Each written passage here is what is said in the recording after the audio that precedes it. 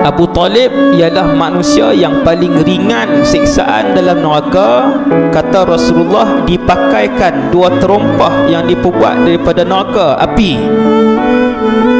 Terompah itu dimasukkan di bawah telapak kakinya, lalu panas api itu menggelegak-gelegakkan otak isi Abu Talib.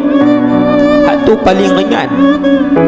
Betis Abu Talib tidak dibakar api, lutut dia tidak dibakar api, pinggang dia tidak dibakar api, bawah ya. Ketika dibakar nanti, kata Rasulullah, Abu Talib menyebut-nyebut dan meraung-raung kepada orang ramai, akulah yang paling berat siksaan. Dia ingat dia yang paling berat, hak tu yang paling ringan. Kata Rasulullah, jahat sikit lagi Allah bakar dia 24 jam sampai buku lali. Jahat lagi Allah bakar dia sampai ke lutut.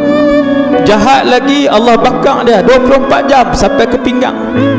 Jahat lagi Allah bakar dia 24 jam sampai ke leher. Paling jahat Allah bakar dia seluruh tubuh dia, daripada hujung kaki sampai hujung kepala dia, 24 jam duduk di dalam api.